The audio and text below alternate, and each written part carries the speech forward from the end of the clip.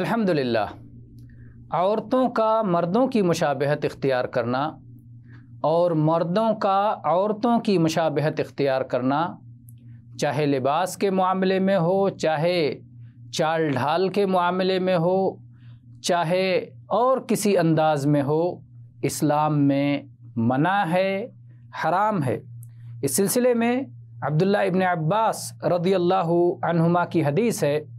فرماتے ہیں لعن رسول اللہ صلی اللہ علیہ وسلم المخنثین من الرجال والمترجلات من النساء،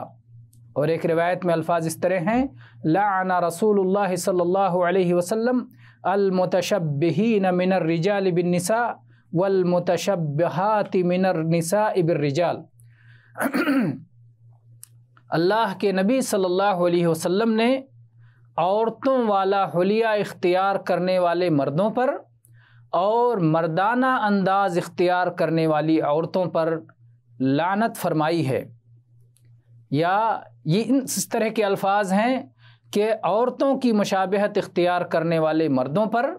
اور مردوں کی مشابہت اختیار کرنے والی عورتوں پر لعنت فرمائی ہے۔ یعنی عورت ہے،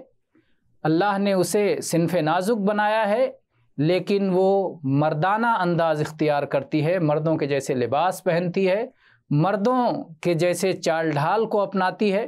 یا اسی طرح سے اللہ نے مرد بنایا ہے لیکن وہ اپنی چال ڈھال میں، اپنے لباس میں اور دوسرے طریقوں میں عورتوں کا انداز اختیار کرتا ہے، تو یہ دونوں چیزیں اسلام میں حرام ہیں اور یہ معاشرہ اور سماج کی تباہی کا باعث ہیں۔ وہ تمام چیزیں